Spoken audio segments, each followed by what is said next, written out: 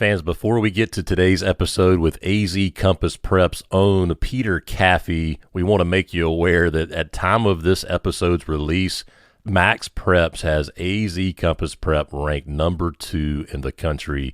Congratulations to those guys. Can't wait to see what they do moving forward, and we hope you enjoyed today's episode. Fans, teachhoops.com/816 basketball has all the resources that you need to be a better coach, period. Today's basketball coaches are dedicated, year-round workers who face fierce competition to keep their jobs. And excellent instruction is out there, but finding it is inconvenient, unorganized, and it can be hit or miss. So visit teachhoops.com/816 basketball. Sign up for the free trial. You're going to want to go past that free trial. We guarantee it. And be sure to join our good friend Billy Kegler on the Competitive Mindset podcast, where guests share how they differentiate themselves and achieve high levels of performance through the lens of motivation, competitiveness, and mindset. Join along on the journey to lifelong learning and improved performance with the Competitive Mindset podcast. Follow on social media at Competitive Pod.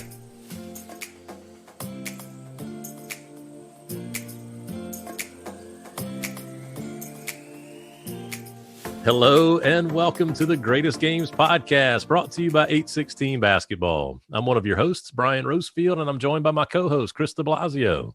Thank you, Brian. Pleasure to be here on the Greatest Games podcast, a chance for us to catch up with coaches from around the country and have them tell us about their greatest game.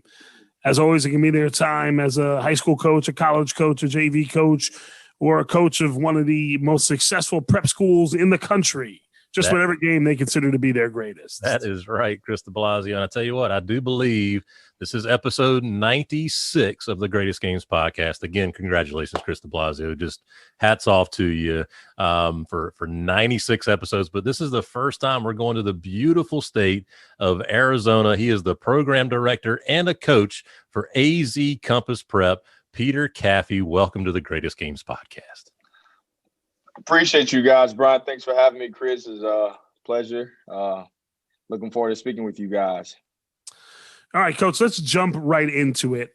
You know what? Usually we ask about people's journey in coaching and how they got to where they are today, but you're at such a unique school. I'm going to go ahead and put you on the spot a little bit here.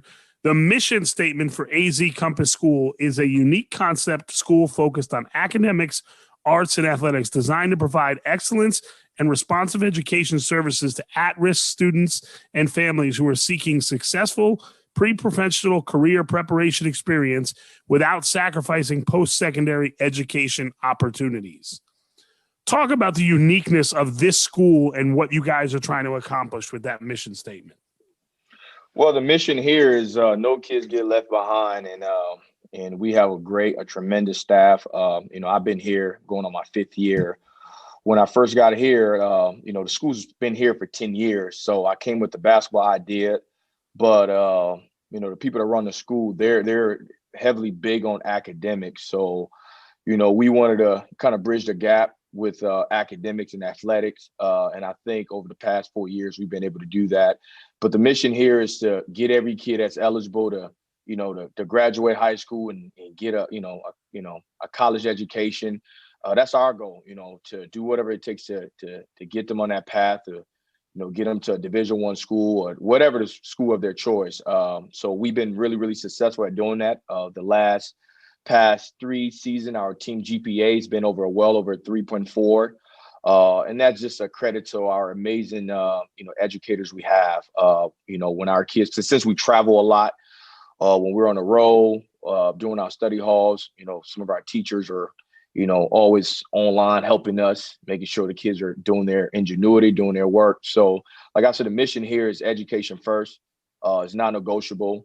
Also, since the school is pretty much a boutique school, I think it's around 520 something kids that are in the school. So that means the class sizes are smaller. So which allows our student athletes to get a lot of one-on-one help.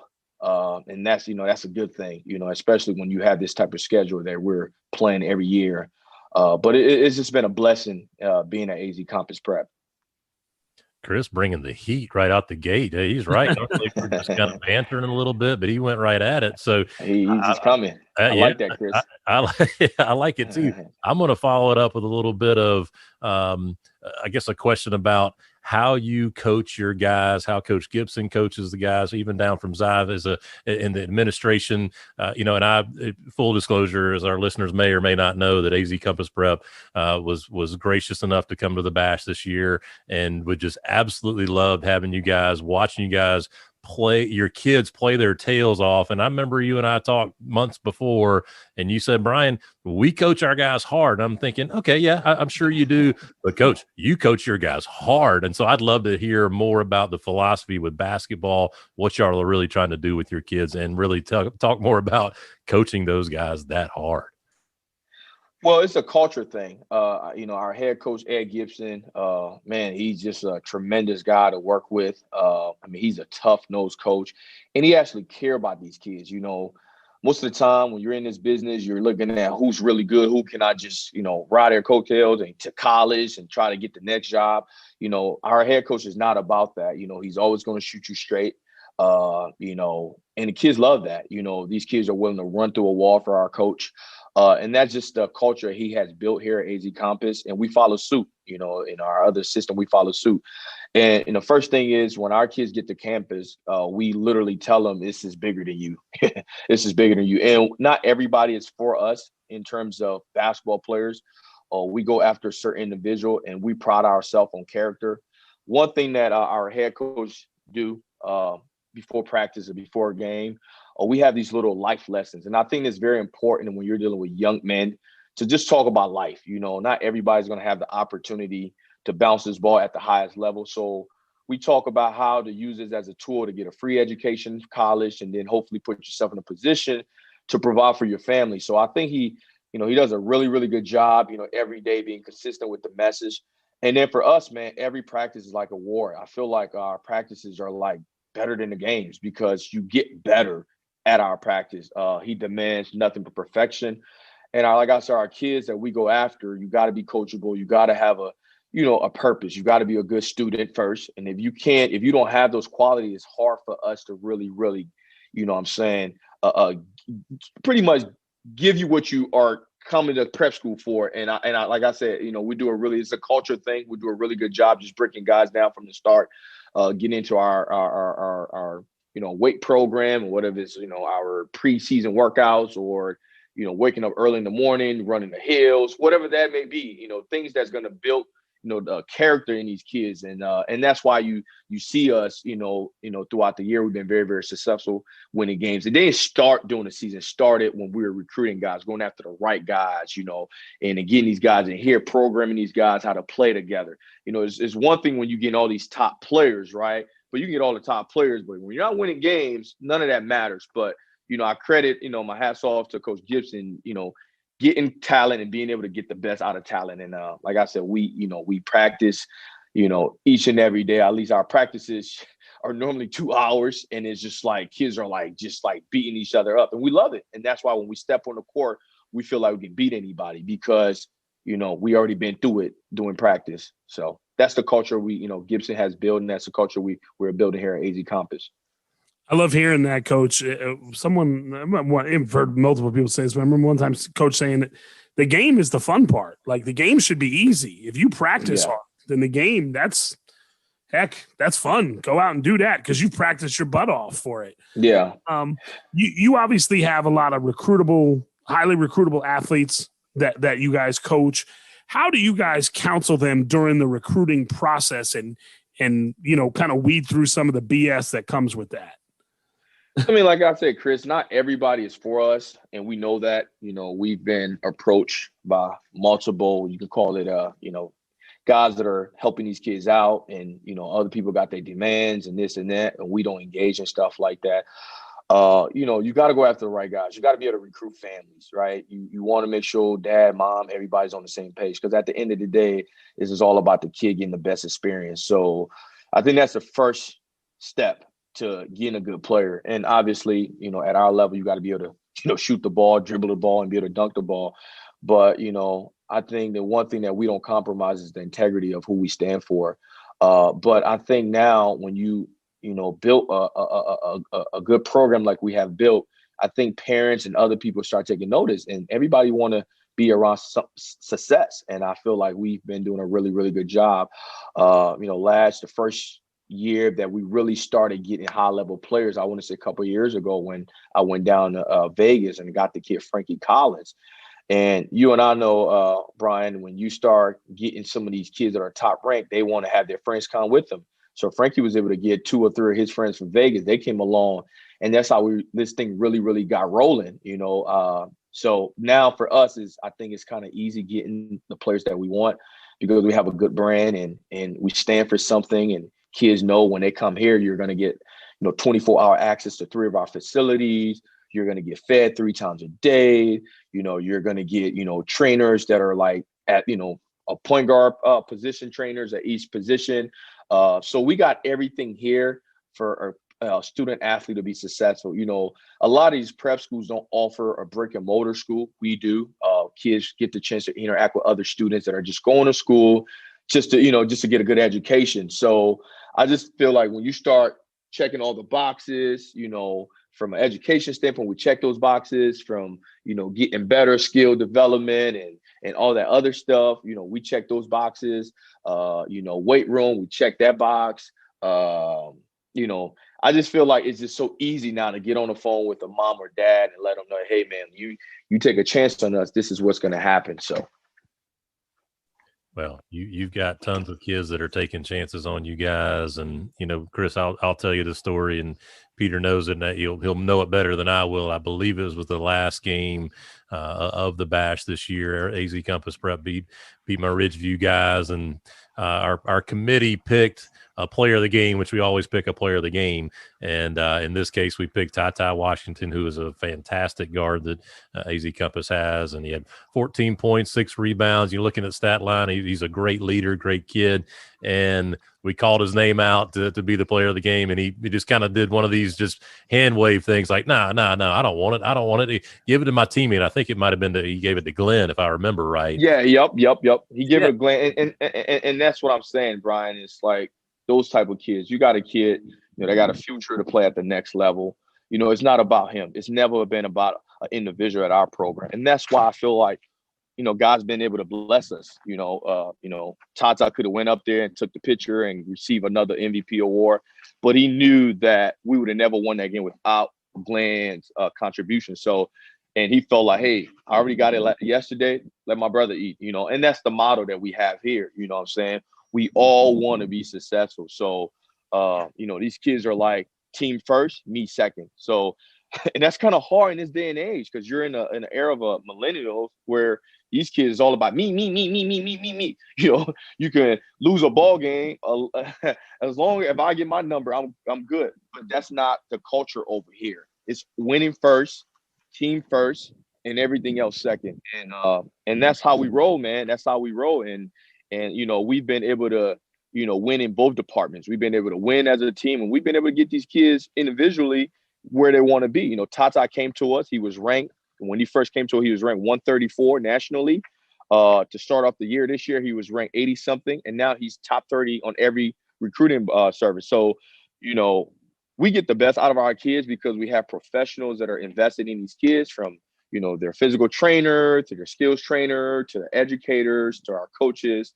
And Brian when Brian and I talk, I told Brian, hey man, you get in a team that's going to come out here, it's going to compete, and we're going to be good this year. And I spoke it into existence because I knew what I was dealing with. So great character kids we have here. Well, and I could hear it in your voice too, Peter. And I listen to it running a national event like I do. I hear it often. We especially around the Bash, we get DM'd a lot, and that's great. We want teams to want to come and and all that. But I could tell listening to you and then and watching it just really come to fruition, and then just watching it. And I was a defensive guy when I was coaching, and watch y'all just absolutely squeeze every bit of defense out of your guys. And coach just get upset if a kid would catch a ball in the wing just without a hand in the lane. It's like, what do you and it's just like it's real basketball. And as we've talked with some of our guests, even really off the air, about the state of the game, and why some guys get into the game and why some guys try to stay in the game if they're trying to get the next job or whatever. It's really refreshing to see a school like you guys do it the right way and teach you guys and teach the game. But anyway, Blas, take it away. I know I'm stepping on your toes. I know you're doing fine. So, Coach, as you know, the name of the podcast is The Greatest Games. Yes. And like you talked about at our AZ Campus Prep beforehand, we were talking about you guys travel nationally and play some great teams. So I'm sure you've been a part of some just amazing games. Why don't you take us through what maybe has been your greatest game there at AZ Campus Prep? And it could be beating Ridgeview by 100 points at the bash.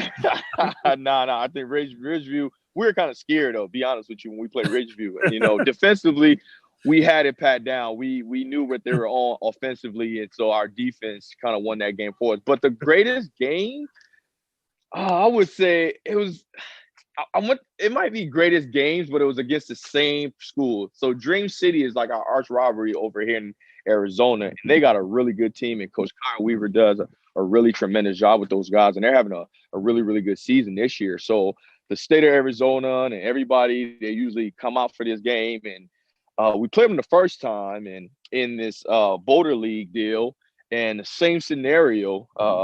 They were up, but I want to say 9 points with like 1 minute and 30 seconds left, and we just kept getting stop after stop after stop. We ended up winning that game. But my greatest game was when we played them again in our league. We have this league called the Grind Session League. We played them. It was a packed house. The entire game was back and forth, and then in the last 4 minutes of the game, they just kind of ran away with the game like they did in the Boiler League. So when we looked up, it was like a 9-point lead, and I literally was like 55 seconds. So we called a timeout, and I literally looked Tata in the eyes. He was like, "Coach, we're gonna win this game." I'm like, "You're crazy. First of all, it's not that many possessions. We're down 9. You talking about we're gonna win this game?" And we got out there, and I think something happened. We got to stop. He went and hit a couple of free throws, and we put the press on him. He got the steal, threw it down. Javon Small went and got the dunk. And he looked at me. I was like, whoa, this is kind of crazy now. So a 9-point lead now is down to 5, and it's like 30-something seconds. And I'm like, well, but still, all they got to do is just get fouled and make free throws. We're done, right? And I don't know what really happened. I think it was another bang play. We came down. Got fouled and hit 2 free throws. So now we're only down by like, I want to say 3. We fouled them to win. Arthur hit 1 out of whatever. And we came down and hit a 3, I want to say. I might be wrong, guys. We hit a 3, and we went up by – no, we hit a 2. Yeah, we hit a 2. So we're up by 2 now. We're down by 2. And we had to foul, so we fouled Arthur again. He got fouled. He went 1 for 2, so it was a 3-point ball game with like 8 seconds left. And you know who we gonna put the ball in his hands? It's Tata. So we put the ball in his hand. He came down, got a pick and roll, boom, hit a 3, win the overtime. We won a game. To this day, one of the greatest games I've ever coached in. Like, I couldn't believe with 50-something seconds. And the reason that made that game so amazing was the fact that I looked Tata in the eye, and he was like, "Coach, we're going to win this game." With 50-something seconds left when we're down by 9. I've never seen nothing like that. We came back, we won the game, and I feel like that started this run, right? After that game, we just went on a crazy run. We won our last 16 games and lost this past weekend to Mount Vernon overtime. But, that game was just so special because it was like, it's bragging rights. They got a really good team, and we got a really good team. It's battle for Phoenix, the grind session, who's number 1, who's this. And for us to win that game and it show our resiliency, right? Not giving up, believing, because we practice this each and every day in practice. You're down. We usually have these little late game situation that we do. We'll put 50 seconds or 30 seconds on the clock. One team is up by this much, and this other team got to get stops. And for us to get those many stops in a row and did what we had to do in that little amount of time, greatest game ever. You can't tell me nothing. You can't tell me nothing, Brian, Kris. That's the greatest game I've ever been around, been involved in. I'm afraid to ask a question because that story is almost just perfect. But I love that so much. Coach, but I do want to ask this question. about Ty, and again, being able to see him in person, the way he carries himself, and again, that selflessness to be able to give away a player of a game type award. How does a kid do what he did when he looks at you and says, "We got this, coach"? Is that something that's coached into him? Is that something that's bred into him? Is that something that's with his upbringing? I'm always looking for kids like that. How does that happen? He's a winner, Brian. Like, I've been around, I've been blessed to coach at Finley Prep, and also I coached at a high school in Minneapolis, Cooper High School. We had some really, really good players. At Finley Prep, I had guys like Kelly Oubre, Rashad Vaughn, PJ Washington, the list goes on, Alonzo Trier. I haven't seen nothing like this kid before. And the reason why I'm saying that is, like you say, he's selfless. He's a team guy. And this whole summer, during the pandemic, we had some pros out here this summer. We had guys like James Harden and Rudy Gay and those guys. And due to the pandemic, nobody had like facilities for them to use. My facility was open, so we used to have a little open gym. And he was winning games among those guys. Like, he's such a winner. He does any and everything to win.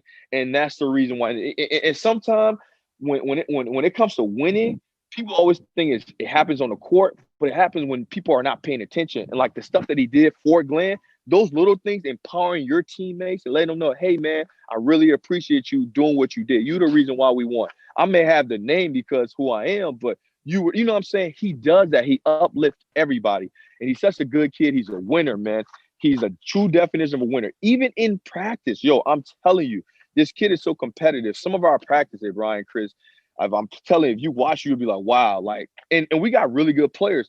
But I remember the first couple months of the preseason, this dude didn't lose a game, and he took it personal. Like, he went, he threw all his teammates just to get his respect. But he's a good kid. He's a winner. We're blessed to have him. Great family. You know what I'm saying? Mom and dad, great people. Tata just, Creighton got the blessing of the century, to be honest with you, because that kid know how to play b-ball. Talk about a kid that's got, positional size at 6'4", 6'5", can shoot the three ball.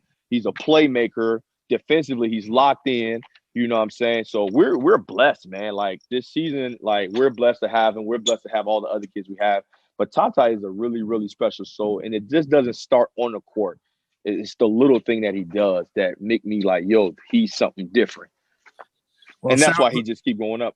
It sounds like Coach McDermott is getting a great one, and Coach McDermott does a great job there. Creighton, he does a great job. He's one of the best coaches in the country.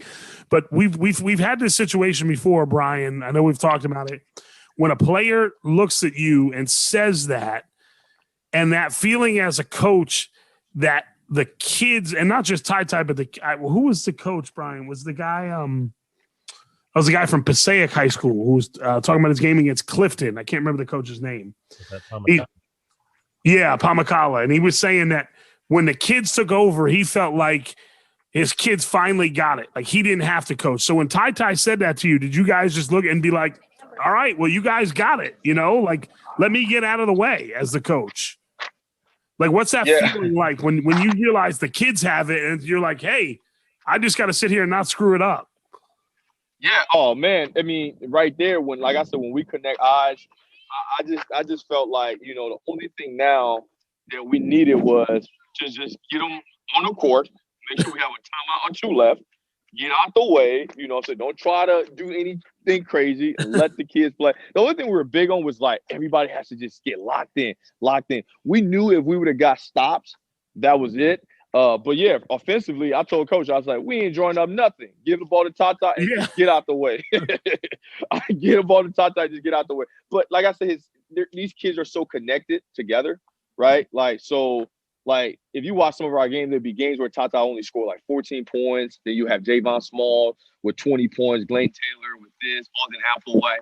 So it's a committee, but like, these kids are just all balled in. But like, you're right, man. And whenever a kid, like, you connect eyes, when he connect the eyes, I told our head coach, I said, hey, man, last second left, we ain't doing those back screen, no side screen, no ball screen. Get out the way, let him go hit a three. And he came down and hit a three over Arthur Colomba and to send the game over to overtime. But yeah, man, kid is a winner, man. Blessed to have him on our team. All right. Brian, And sorry. I want to jump in here real quick. You talk about, we had recently, Tony McIntyre, who was at Orangeville Prep, and he talked about the state of Canadian basketball, which has been really good for a long time. And, it was episode 94. So you mentioned Dream City, now obviously AZ Compass. So give us briefly just kind of the state of Arizona basketball right now and all of the incredible things that are going on right now, just in the state in general with hoops. First, I forgot to mention Arizona Compass is located in Chandler, Arizona, which is the one that says 15 minutes from Phoenix.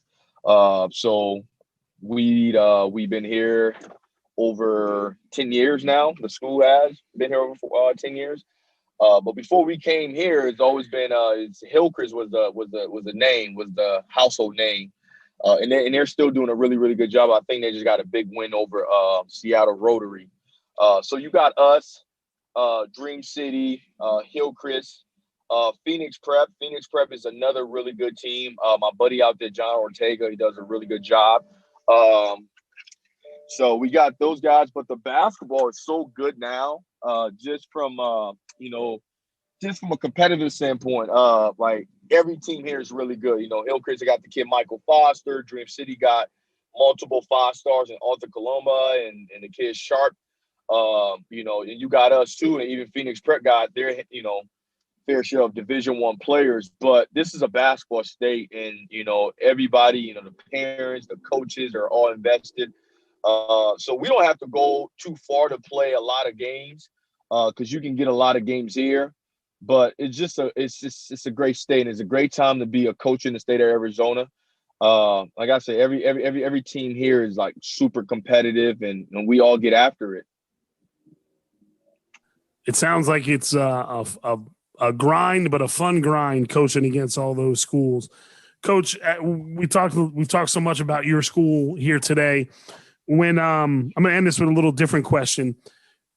When people come see AZ Compass Prep play, and Brian talked a little bit about it, when they leave the gym, what's the one word or one phrase you want them to associate with AZ Compass Prep? Play together, These guys play together. I mean, and you can see it, defensively, we're connected. We all play together. Our guys are taking charges. Our hands are out in the passing lane.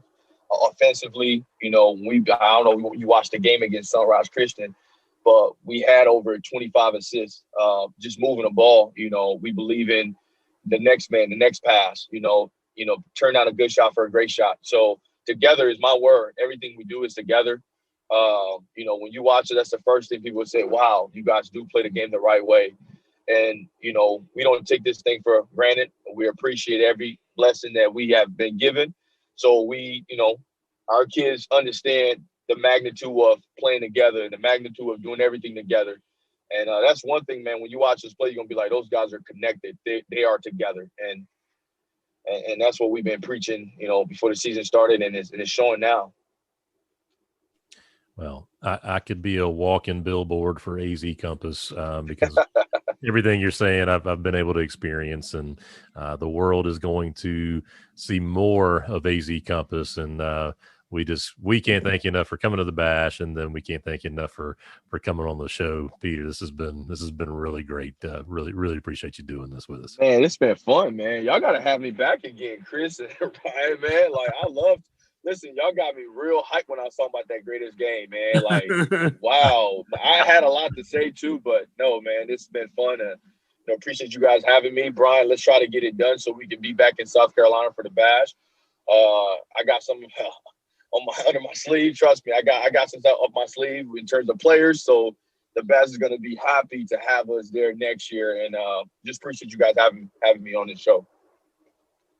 Well, we appreciate you too. Maybe we could do a group show. We get Zai and Coach Gibson, Jeremy. We get the whole crew on here. But no, let's set it up. Send the link to all of them. Trust me. Pope is the one that love to talk, and he's really good at talking too. And I love to talk too. But get all of us. You'll have a really, really great show. Because I know I left out a few things, but just like I said, tremendous group of guys that we have working, for AZ Compass, and thank you again for having me. Yeah, well, We will definitely set that up. But for now, we will go ahead and wrap this one up. For my co-host, Kris de Blasio, I'm Brian Rosefield, and thank you for listening to this episode